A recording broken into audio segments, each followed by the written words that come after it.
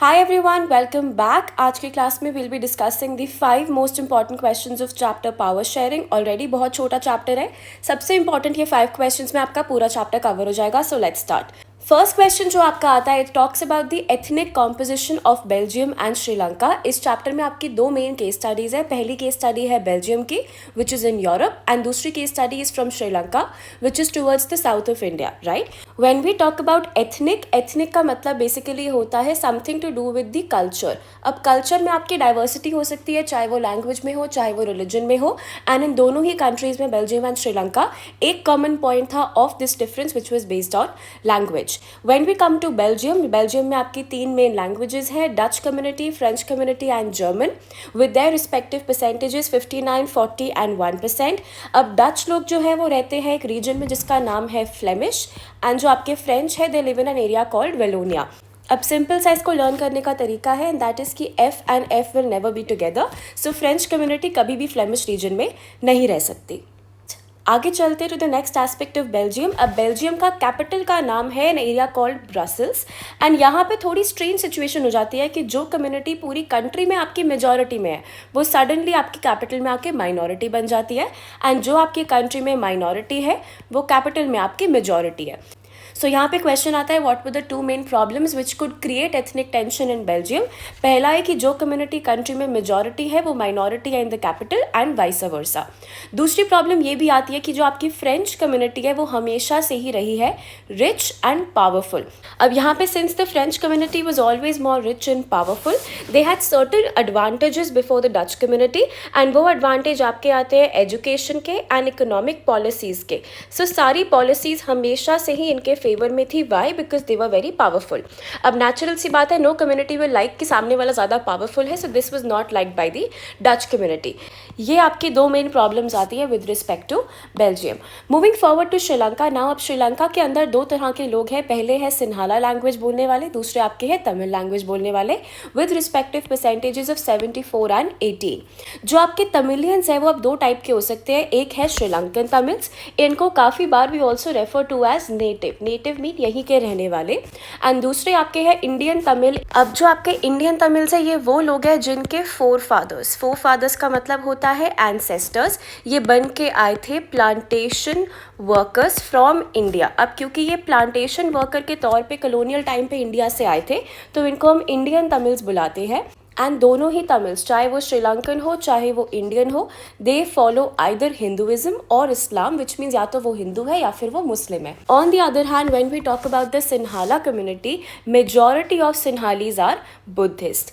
एक आपका रिलीजन और आता है विच इज़ क्रिश्चियनिटी. अब क्रिश्चियनिटी पूरी आपकी पॉपुलेशन में 7% टोटल लोग हैं जो या तो बोल सकते हैं सिन्हाला या तमिल या दोनों. So this is the whole composition of Belgium and Sri Lanka with respect to ethnicity. यहाँ पे श्रीलंका के केस में ethnicity is based on language and it is also based on religion. However, in the case of Belgium, it is only based on language. I hope we're clear with this one. Let's move forward. Moving forward to the next question, it talks about majoritarianism in Sri Lanka. अब श्रीलंका के अंदर like we discussed, we have various communities based on language. एक आपकी है सिन्हाला, दूसरी आपकी है तमिल. अब जो सिन्हाला speakers है वो majority में है, so they decided to take some majoritarian measures after Sri Lanka की independence which was in 1948. 1956 में हमने एक एक्ट पास करा जिसके थ्रू हमने बोला Sinhala will become our official language. दूसरा हमने एक्ट पास करा with respect to religion and we said कि एक ही रिलीजन को हम प्रोटेक्ट एंड फॉस्टर करेंगे विच इज़ बुद्धिज्म. फॉस्टर करने का मतलब होता है to promote something and protect simply means to make sure कि वो रिलीजन आपका सिक्योर्ड रहे. नेक्स्ट हम चलते हैं प्रेफरेंशियल पॉलिसीज. प्रेफरेंशियल पॉलिसीज का मतलब होता है सम काइंड ऑफ एडवांटेजेस. किसी को प्रेफरेंस देने का मतलब क्या होता है? Being a little biased towards somebody having an unfair advantage. अब हमने प्रेफरेंस दी सिन्हाला कम्युनिटी को इनटू टू एस्पेक्ट्स. एक हमने उनको गवर्नमेंट जॉब में प्रेफरेंस दी, एक हमने उनको यूनिवर्सिटी पोजीशंस में प्रेफरेंस दी. अगर हम उन्हें दोनों जगह पे प्रेफरेंस देंगे, नेचुरल सी बात है सिन्हाला कम्युनिटी ज़्यादा जल्दी डेवलप हो पाएगी because they will get the advantages of education and also the perks that come with government jobs. इस पूरे सेक्शन से आपका एक क्वेश्चन बन सकता है कि how did all of this make the Tamilians feel. तो the answer is they felt alienated which means उनको ऐसा लगा कि दे हैव बीन एक्सक्लूडेड. अब एलियनेटेड फील हुआ, उन्होंने प्रोटेस्ट करा एंड लास्ट में आपकी हो गई सिविल वॉर। ये आपका श्रीलंका पे 5 मार्क में अगर आएगा तो इसमें आपको ये सारे पॉइंट्स ऐड करने हो सकते हैं, but if the question is only for majoritarianism for 3 marks तो this has to be sufficient. Alright, now moving forward to the next question.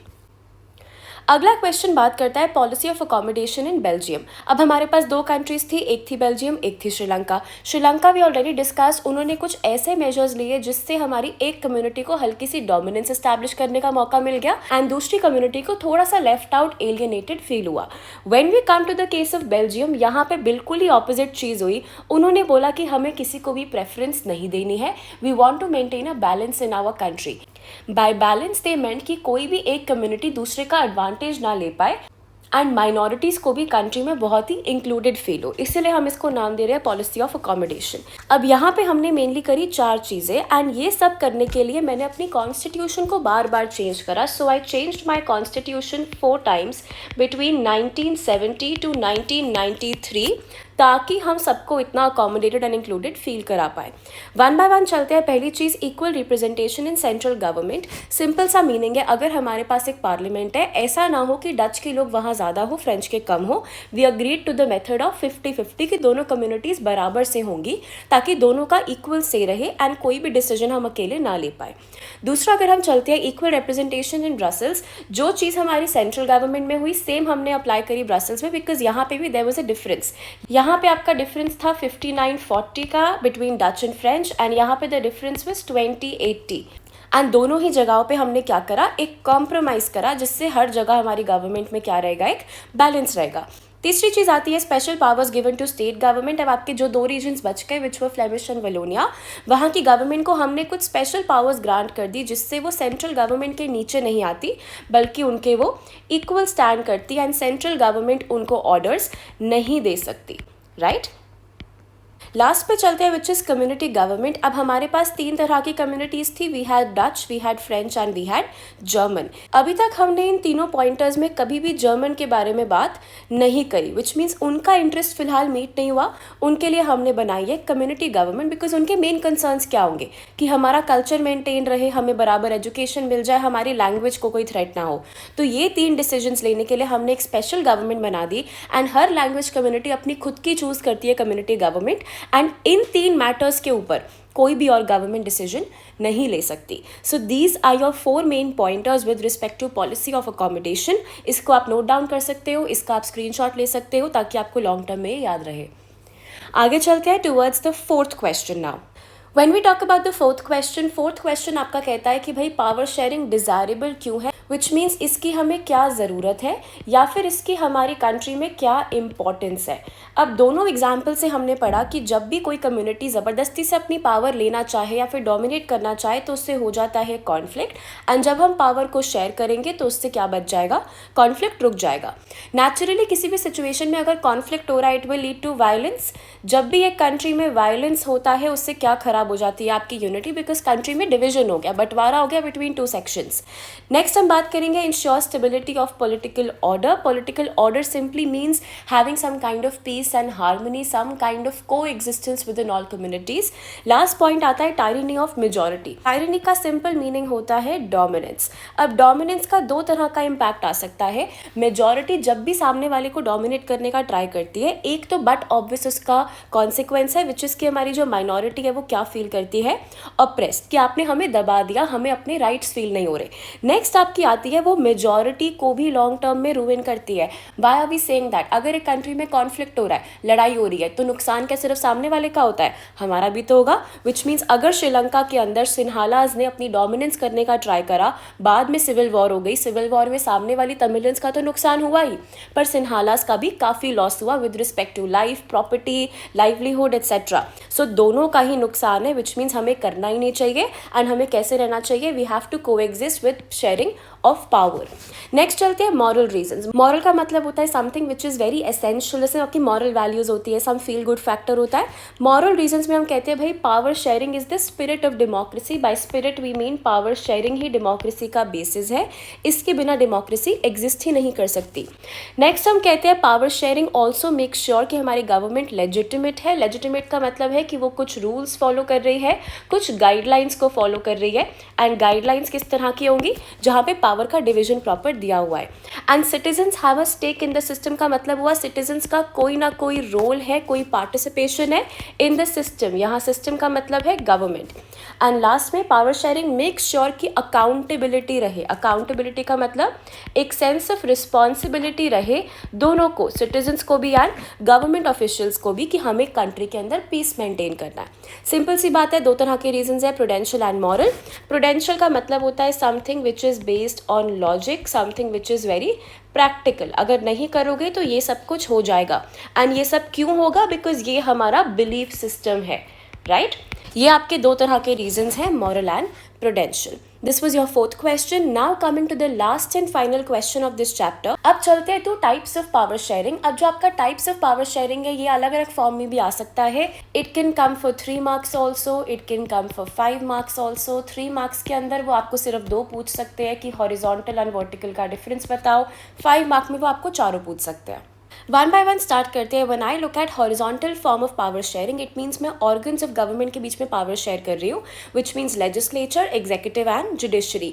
Legislature laws को बनाता है, एग्जीक्यूटिव उनको एग्जीक्यूट करता है, पास करता है, and judiciary in case of any conflict हमें जस्टिस दिलाता है। अब जो आपके तीनों ये ऑर्गन्स ऑफ गवर्नमेंट है, they all are at basically the same level, which means कोई भी किसी के ऊपर नहीं है, but they all have their own set of powers, which means they have different segments of power. And क्योंकि ये अलग अलग पावर है लेकिन सेम लेवल पे है, तो ये इंश्योर करता है कि आपकी पावर में हमेशा एक बैलेंस है, एंड ये सारे एक दूसरे के ऊपर एक चेक रखते हैं। Moving on to vertical division of power. Vertical का मतलब होता है बिटवीन लेवल्स ऑफ गवर्नमेंट। हमारी गवर्नमेंट में हमेशा 3 तरह के लेवल्स होते हैं, specially in the context of India. पहला आपका आता है सेंट्रल गवर्नमेंट, दूसरी आपकी आती है स्टेट गवर्नमेंट, एंड तीसरी आपकी आती है लोकल गवर्नमेंट। ये सारी होती हैं एट डिफरेंट लेवल्स, बिकॉज एक के पास हो सकता है ज़्यादा पावर हो, दूसरे के पास कम पावर हो, एंड इनके पास पावर्स भी ऑब्वियसली अपनी अलग अलग होती है। So they have different levels and they also have different powers, and इसको हम कहते हैं फेडरल डिवीजन ऑफ पावर। इसके ऊपर आपका पूरा चैप्टर 2 बेस्ड है, विच इज़ फेडरलिज्म। हमने इसी कॉन्सेप्ट को डिटेल में पढ़ना है इन योर नेक्स्ट चैप्टर। आगे चलते हैं third kind of power sharing, which is based on social group. अब सोशल ग्रुप का मतलब होता है पावर डिवाइड हुई है based on ethnicity. Ethnicity can be language, religion, caste, gender, race, anything. Social group के अंदर वी हैव 2 एग्जाम्पल्स। पहला एग्जाम्पल आपका आता है बेल्जियम में। Now the Belgian example is super important because ये हमने केस में भी पढ़ा हुआ है, एंड दूसरा आपका आता है in context of India. When I talk about the Belgian example, हमने डिस्कस करा कि कम्युनिटी गवर्नमेंट के थ्रू तीनों ही जो हमारी लैंग्वेज कम्युनिटीज़ थी उनके बीच में पावर शेयर हो गई, किसी को भी एक्सक्लूडेड फील नहीं हुआ। एंड इंडिया के केस के अंदर हम इसको फॉलो करते हैं थ्रू रिजर्वेशन। रिजर्वेशन का मतलब होता है कुछ % ऑफ हमारी जो सीट्स है वो रिजर्व्ड होती हैं या तो सर्टेन कास्ट सेगमेंट्स के लिए या फिर वुमेन के लिए। बेसिकली हम बात करते हैं माइनॉरिटीज़ जिनको शायद इन फेयर पावर्स प्ले अपना रोल ना मिले। लास्ट चलेंगे towards political parties and pressure groups. यहाँ पे power sharing happens between ruling and opposition section. Ruling party and opposition over a period of time 1 by 1 क्योंकि वो पावर में आता है तो वो डायरेक्टली या इनडायरेक्टली पावर को शेयर कर लेते हैं। एंड लास्ट आपका है विद रिस्पेक्ट टू कोलिशन और अलायंसेस। बेसिकली जब हमारे पास बहुत सारी पार्टीज होती हैं एंड वो इकट्ठा हो जाती है टू विन इन इलेक्शंस, इसको हम कहते हैं एक अलायंस। एंड जब ये अलायंस आपकी फाइनली इलेक्ट होके गवर्नमेंट फॉर्म कर लेती है तब वो कहलाती है आपकी कोलिशन गवर्नमेंट। एंड नेचुरली यहाँ पे party A, party B and party C क्या कर रहे हैं, पावर को वो शेयर कर रहे हैं, which makes it power sharing between political parties and pressure groups. I hope we were clear with these 5 main questions. If you do this much, I think you should be sorted for your exam. So please like and share this video, subscribe to our channel. I'll be routinely posting the main questions from all chapters. If you do want the physical set of notes, you can reach out to me on the number below and I'll get in touch with you. For now, this is it. These are your 5 main questions. Prepare well. Please do hit the bell icon ताकि आपसे कोई भी video miss ना हो, and I will see you in the next one.